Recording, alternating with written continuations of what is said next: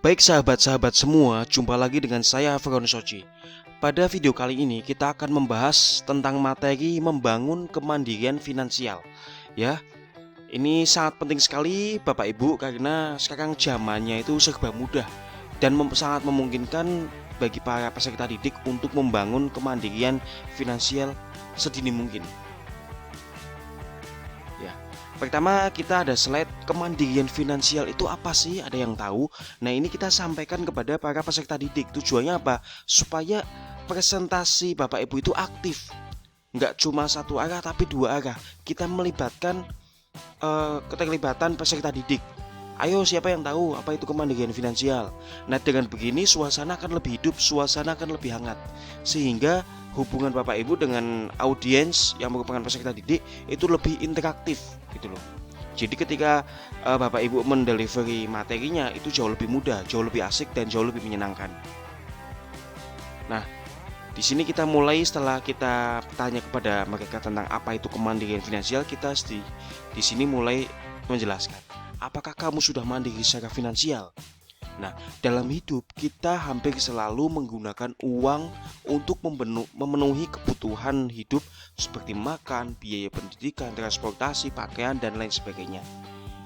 Jika kamu bisa memenuhi kebutuhan tersebut secara mandiri dari uang yang kamu hasilkan, itu artinya kamu sudah mulai mandiri secara finansial. Sampaikan ini kepada peserta didik Bapak Ibu. Nah, kemudian tanya, di sini adakah yang sudah begini? Adakah yang sudah belajar membiayai dirinya sendiri itu meskipun belum 100%, setidaknya misalnya untuk biaya transportasi, untuk biaya pakaian atau untuk biaya makan gitu loh. Nah, di sini kita menjelaskan, kamu kan masih berstatus pelajar. Ya maklum sih jika kamu belum mandiri secara finansial. Saat ini kamu sedang mengemban amanah orang tua kamu yang membiayai kamu sekolah agar kamu belajar sebaik-baiknya. Namun di sini kita tekankan, nggak ada salahnya kok kalau kamu mulai belajar membangun kemandirian finansial sejak sekarang. Kenapa di sini saya jelaskan nggak ada salahnya? Karena ada sebagian orang yang masih berstatus saya kan sekolah, ya fokusnya belajar juga aja. Ada juga orang tua yang berpikir ya anak sekolah biarinlah fokus sekolah dulu. Ya itu pikiran nggak salah sih, itu sebuah pilihan. Tetapi kalau di zaman sekarang ini, zaman serba digital, di mana arus informasi sangat tipis sekali, di mana akses ke segala informasi, akses ke segala peluang itu sangat mudah sekali. Rasanya kok sayang banget apabila hal-hal seperti ini dilewatkan begitu saja. Ini zamannya itu sudah berbeda Bapak Ibu dari zaman kita. Berbeda dengan zaman orang tua kita. Misalnya di tahun 80, di tahun 90 atau tahun 2000 awal itu sudah beda Bapak Ibu. Zaman dulu akses informasi itu sulit sekali. Zaman dulu kalau ibaratnya anak sekolah mencari uang sendiri, belajar mencari uang misalnya dengan jualan atau bekerja, itu kesannya itu ngenes atau gimana. Tapi di zaman sekarang kalau anak sekolah sudah bisa membangun kemandirian finansial sedini mungkin, misalnya dengan bisnis, dengan jualan online, itu sangat keren sekali Bapak Ibu, nggak ngenes. Kalau zaman dulu memang kondisinya ngenes, tapi kalau zaman sekarang itu keren banget gitu loh. Jadi zaman itu sudah berubah ya. Ini peluang sukses di revolusi 4.0, 4.0, 4.0 ya. Saya sebutkan semua istilahnya. Zaman serba digital. Kita bisa memanfaatkan kecanggihan teknologi untuk mulai membangun kemandirian finansial sedini mungkin. Ya. Kemudian peluang sukses itu sama. Kita semua memiliki peluang yang sama untuk sukses karena adanya smartphone, karena adanya internet, sehingga membuat kesenjangan informasi, kesenjangan peluang itu semakin tipis. Ya, kalau boleh dikatakan saat ini itu kita semua memiliki peluang yang sama, memiliki senjata yang sama untuk meraih sukses. Karena apa? Hampir semua orang, hampir semua individu, tua muda, itu sudah pegangannya itu smartphone gitu loh. Tinggal penggunaannya saja untuk apa. Ada yang menggunakannya untuk hal yang positif, ada yang tidak menggunakannya untuk hal yang positif, ada yang menggunakannya untuk hal-hal yang produktif, ada pula yang menggunakannya kontraproduktif. Nah kemudian di sini ada pasar internasional di 4.0 itu. Jika kita menjual barang atau jasa, maka jangkauan pasar kita itu bukan hanya tetangga, bukan hanya dalam kota, tetapi berbagai negara bisa kita jangkau dengan mudah lewat situs jual beli online, marketplace, dan lain sebagainya. Kalau mungkin zaman dulu, zaman kita Bapak Ibu, kita jualan online, ya maksimalnya yang jadi apa? Yang jadi pasar itu teman kita, tetangga kita gitu. Tapi kalau zaman sekarang itu sudah internasional Bapak Ibu. Mandiri finansial itu bisa bikin makin keren ya. Seperti saya sampaikan tadi, zaman kita itu sudah berbeda dengan zaman orang tua kita zaman dulu ya. Bahkan anak-anak yang kita didik, peserta didik kita itu nantinya akan jauh lebih pintar, akan jauh lebih melek teknologi dibanding kita. Itu loh, generasi Z itu.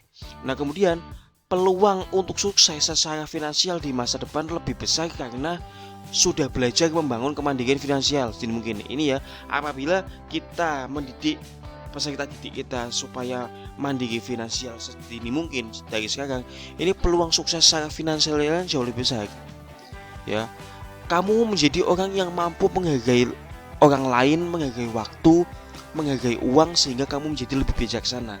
Ketika kita belajar membangun kemandirian finansial sedini mungkin, ya, ketika anak-anak belajar ini sedini mungkin, maka mereka akan lebih bisa mampu menghargai orang lain, menghargai waktu dan menghargai uang, sehingga bisa lebih bijaksana dalam mengambil keputusan, dalam bersikap, ya. Kemudian mereka juga memiliki pikiran yang lebih matang sehingga hal ini dapat menumbuhkan sikap mandiri dan tanggung jawab. Kemudian memiliki nilai plus di antara teman-teman ya. Wah, yang lain belum bisa mandiri secara finansial, ini sudah bisa mandiri secara finansial gitu. Kemudian jika kita mendidik anak-anak mandiri finansial sedini mungkin, ini sama saja menghabiskan jatah gagal sedini mungkin sehingga nanti tinggal panen jatah sukses. Jadi kalau kata orang bijak, kata motivator itu kan, setiap orang itu memiliki jatah gagal.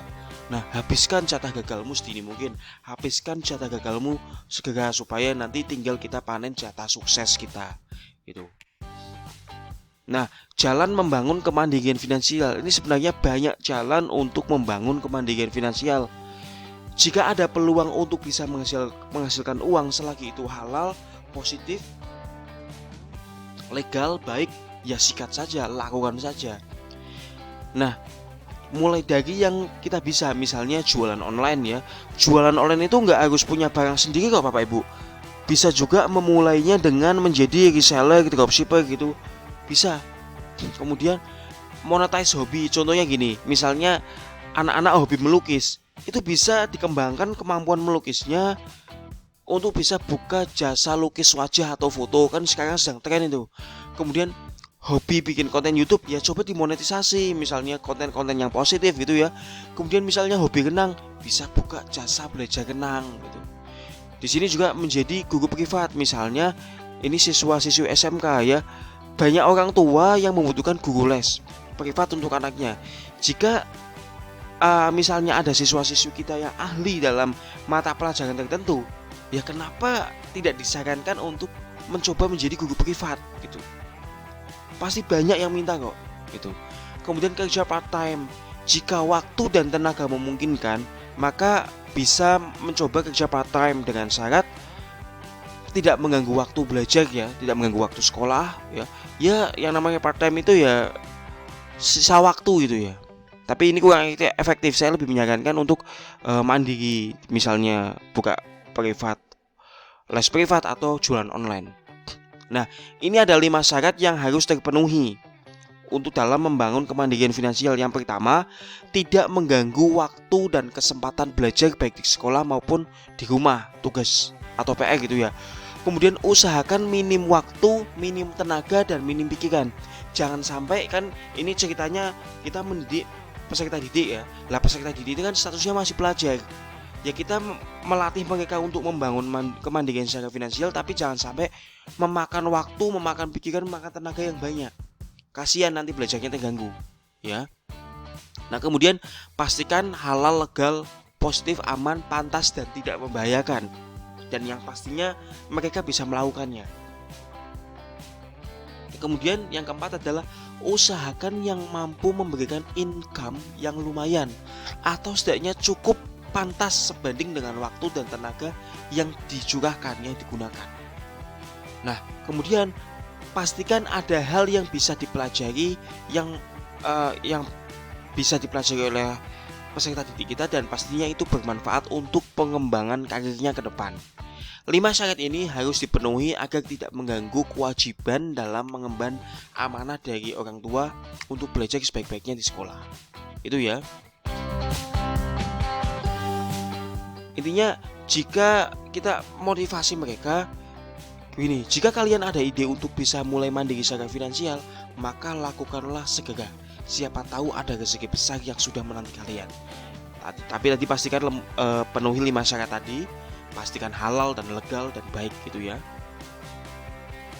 Ya demikian Bapak Ibu materi tentang kemandirian finansial, semoga bisa dipahami dan semoga hal ini bisa menjadi materi yang menggugah dan menginspirasi bagi para peserta didik maupun bagi diri kita sendiri. Demikian Bapak Ibu, sampai jumpa di video lainnya. Saya Afron Soji mengucapkan salam bahagia.